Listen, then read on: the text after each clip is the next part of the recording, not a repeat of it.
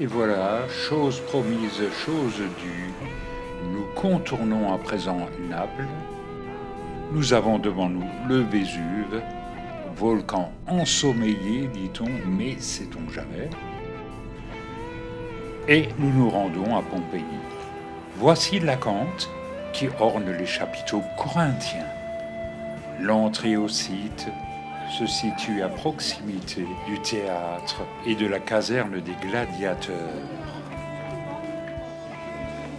Les chapiteaux relèvent plutôt de l'ordre ionique. Non loin de là se situe l'Odéon, destiné aux arts lyriques. Et pour ceux qui se demandent ce que je deviens, je dirais que je traîne mes Santiago dans les rues de Pompéi. Je trouve un bistrot. Mais là, on me dit que le taulier a fermé la boutique en 79 pour cause de sinistre.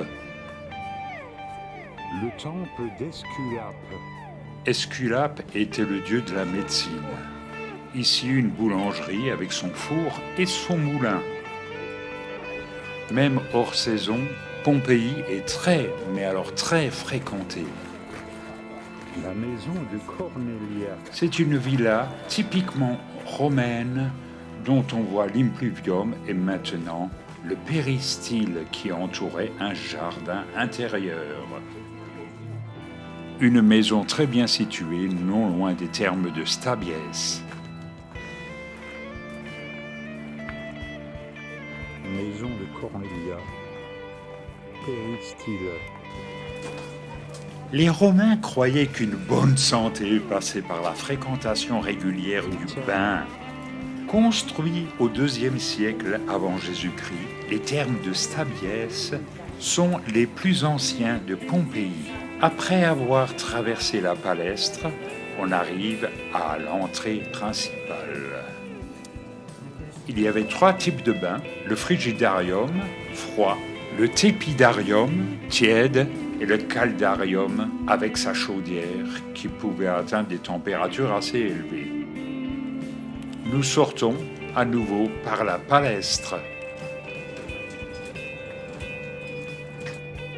On passe devant des villas romaines avec atrium au premier plan et péristyle au second plan. Une ruelle perpendiculaire avec ses plots qui permettaient de traverser à sec. Un bassin de fontaine qu'on appelle château d'eau équipe chaque intersection. Une statue monumentale représentant un centaure indique que nous arrivons au forum. Le forum était le centre de la ville. C'était un centre religieux où il y avait les différents temples, comme le temple de Jupiter devant nous. Ce forum est une aire rectangulaire de 140 mètres de long, sur fond de Vésuve.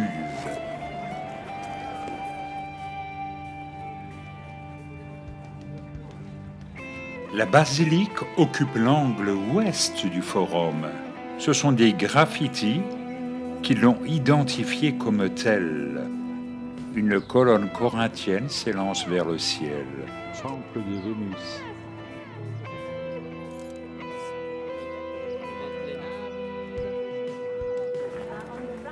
Temple d'Apollon.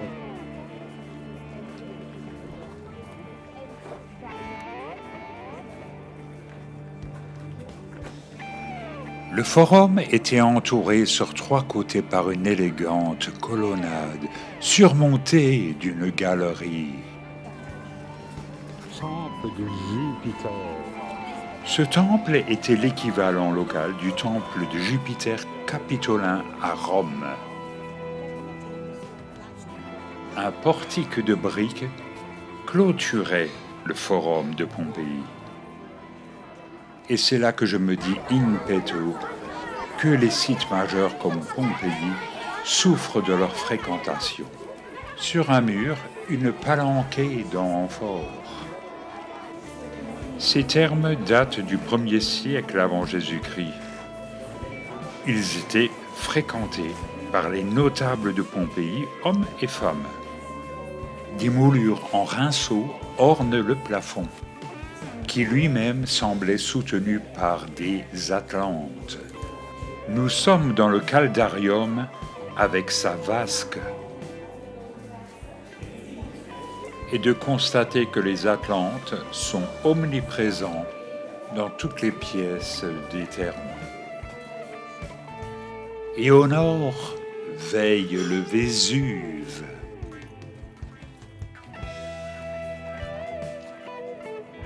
Une boulangerie est trahie par ses moulins au premier plan et par son four au fond.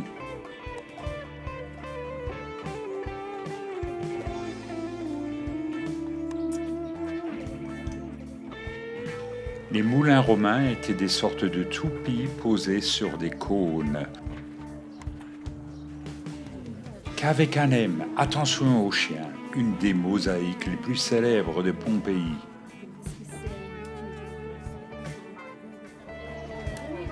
La maison du faune doit son nom au faune de bronze au milieu d'un bassin. La maison du faune. Au fond du péristyle, on admire une mosaïque représentant la bataille entre Alexandre le Grand et Darius qui a été défait. L'original se trouve au musée archéologique de Naples. Elle est constituée de 4 couleurs de tesselles différentes. Voilà un autre aspect du péristyle de la maison du faune. Et de déclamer « Ces ailes de géant l'empêchent de marcher ». Merci Baudelaire. La maison des Vétilles. Nous sommes ici en plein décor grotesque, du nom des anfractuosités formées par les vestiges enterrés du palais de Néron à Rome. Un autre Priape nous attend dans le péristyle sabre au clair. À Rome, on appelait ça la fortune virile. Il faut dire aussi que la maison des Vétilles abondait en fresques diverses. Elle représentait le plus souvent des scènes de la mythologie gréco-romaine. Ici, c'est la mort de Panthée, le légendaire roi de Thèbes, tué par les femmes de Thèbes.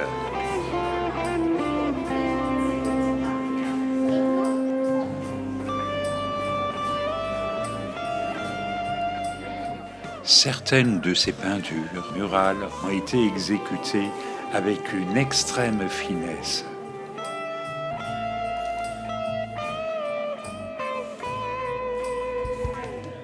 Toutes ces peintures étant le plus souvent des miniatures, exécutées avec une grande précision.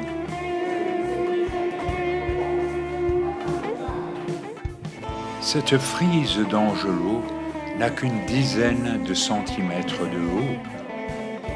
Je précise que la maison des Vétilles appartenait à 2 esclaves affranchis qui étaient devenus de riches négoces.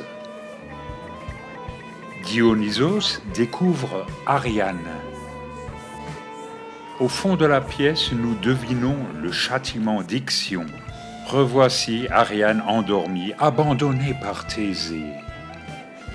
Ixion, le roi des Lapites, est châtié pour avoir trahi Zeus. Une bataille navale opposant 2 galères. On reconnaîtra Parsiphae et l'artisan Dédale. Pendant ce temps, une panthère évolue sur une branche très stylisée. Chaque maison avait un larraire, un autel pour les divinités domestiques. La maison possédait aussi un lupanar privé.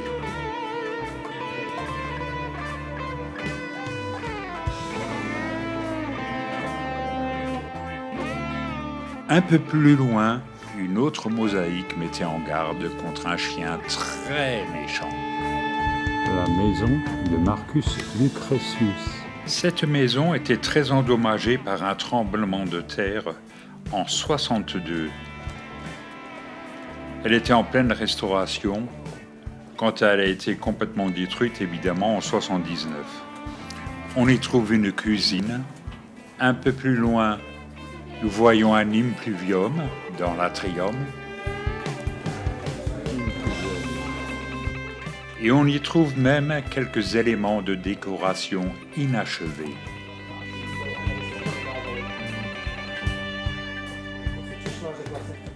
Il y a aussi un larraire. Ja są to fakt bohowe. Takich domowni bohowe. L'amphithéâtre de Pompéi date de 80 avant Jésus-Christ. Il a 135 mètres de long sur 104 mètres de large et avait une capacité d'environ 20 000 places. Comme tout le site de Pompéi, il est inscrit au patrimoine mondial de l'humanité de l'UNESCO. Il s'y déroulait des combats de gladiateurs ou même d'hommes contre des bêtes. Plus récemment, c'était le théâtre d'un concert mémorable de Pink Floyd. Avant de quitter le site, nous passons dans une pièce où sont exposés des moulages de personnes qui ont été surprises par l'éruption de 79 après Jésus-Christ, qui avait anéanti cette belle ville de Pompéi. Je peux vous dire que 4 heures de visite ne permettent de visiter qu'une petite partie de cet immense site de Pompéi.